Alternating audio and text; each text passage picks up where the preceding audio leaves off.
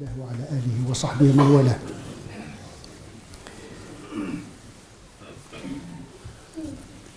Dieu subhanahu wa ta'ala s'est qualifié d'être qui a les plus beaux noms.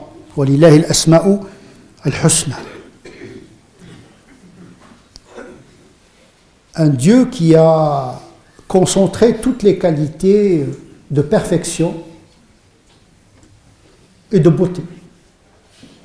Le Dieu que nous adorons est un Dieu bon et beau. Le monde est le reflet de cette beauté. On dit le cosmos, en grec, c'est la beauté. Il y a une esthétique dans la création.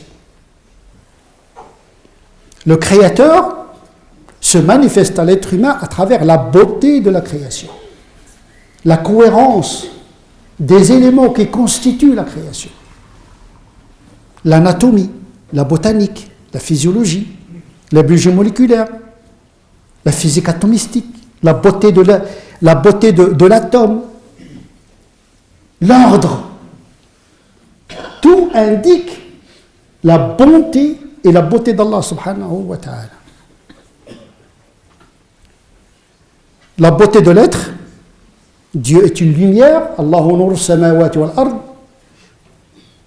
une lumière qui n'est pas comme les autres lumières, une lumière belle. Il est beau quant à ses attributs, Jamal al-Sifat, il est beau dans ses actes. Le geste d'Allah subhanahu wa ta'ala est un geste beau, comme l'artiste, comme le peintre. Son geste est un geste de beauté. لقد خلقنا الإنسان في أحسن تقويم. On a créé l'homme dans la meilleure disposition. L'anatomie, rien que l'anatomie seule peut indiquer l'existence d'Allah subhanahu wa ta'ala. L'emplacement des muscles, des organes, les yeux, les oreilles. On a beau créer, on a beau être des artistes, mais on est incapable d'être à la hauteur de l'imitation du geste d'Allah subhanahu wa ta'ala dans la création. Nous avons donc un Dieu unique et beau. Sa loi également est belle, sa charia, parce qu'il reflète ses attributs.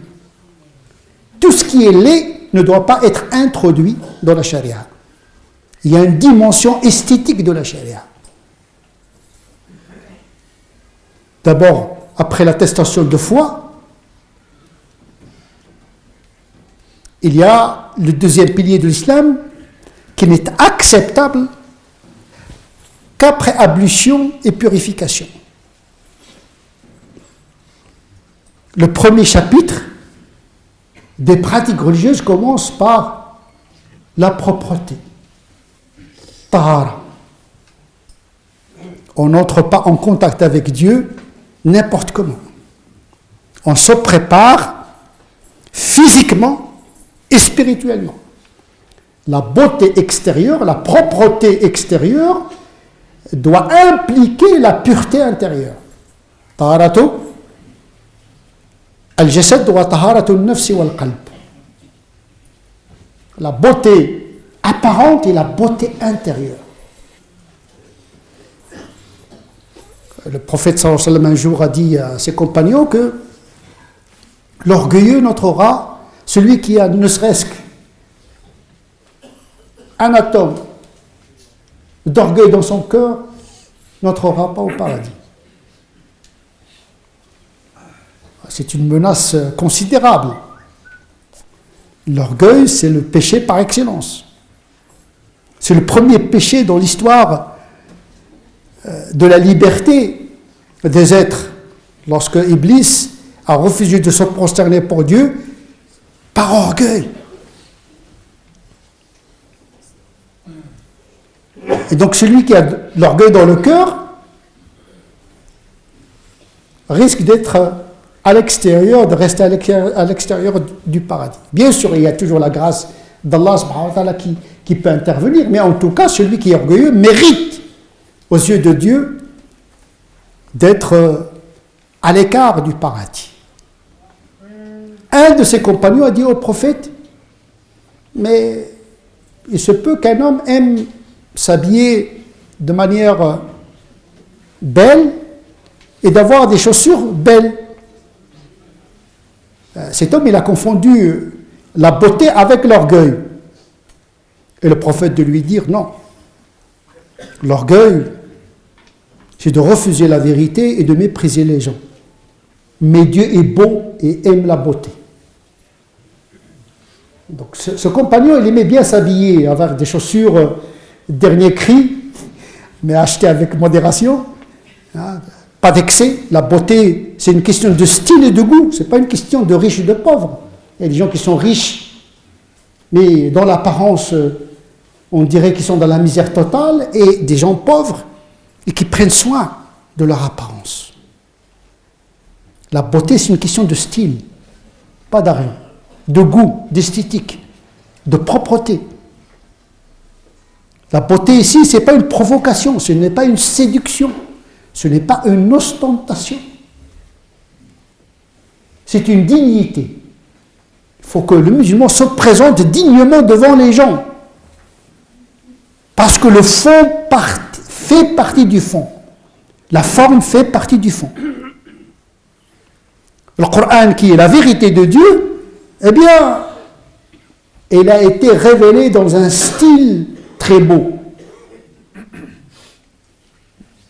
Donc il ne faut pas sous-estimer les apparences dignes, pas les apparences de la provocation, de l'ostentation, de l'orgueil.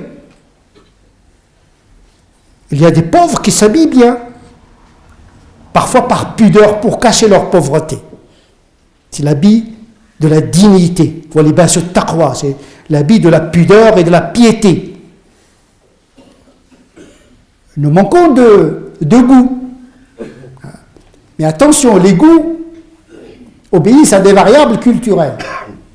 Ce qui est une beauté dans une culture ne l'est pas forcément dans une autre. Il y a des codes esthétiques à prendre en considération, comme l'a fait le prophète sallallahu alayhi wa sallam. Il choisissait parmi les habits de son peuple les meilleurs, et parmi les parfums de son peuple le meilleur.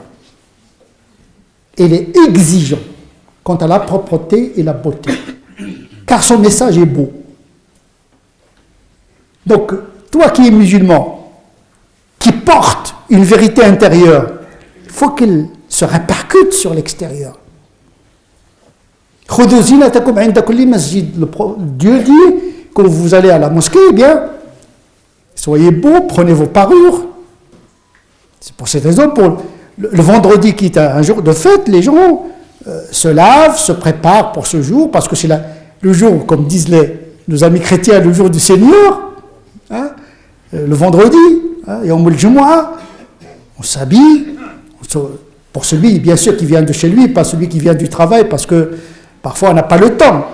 Mais si on a le temps, les prédispositions, les moyens, eh bien il faut se laver, se parfumer, prendre ses beaux habits, pas venir avec un jogging, avec des habits de sport comme si on va faire le karaté. Regardez par exemple les chrétiens dimanche.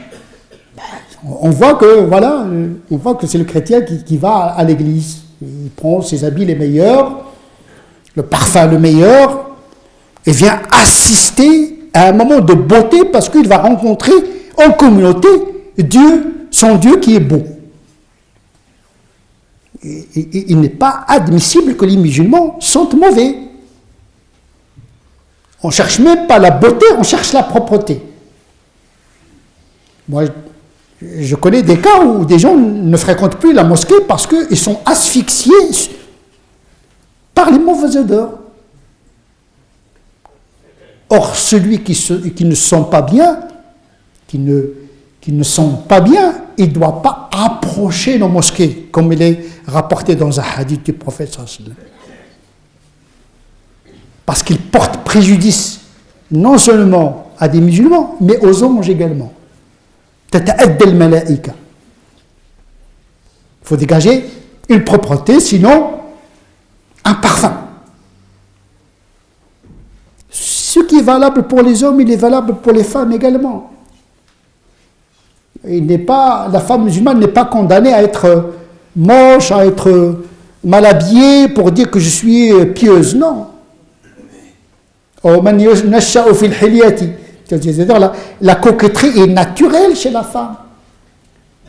Ce qui n'est pas normal, c'est l'ostentation, la provocation et la séduction. Le prophète a dit, la femme qui se parfume pour attirer l'attention, pour que les gens sentent son parfum, elle est ceci. Ce n'est pas une femme sérieuse. Mais la femme, ou bien l'homme qui se parfume pour montrer une certaine dignité, une certaine beauté, eh bien, il est récompensé pour cela. Et donc, cette dimension de l'esthétique révèle la beauté intérieure du musulman. On ne peut pas être dans la vérité, dans la beauté intérieure, si on ne la dégage pas à l'extérieur. Ce n'est pas une question d'argent, ce n'est pas une question de marque des habits, c'est une question de goût et de style.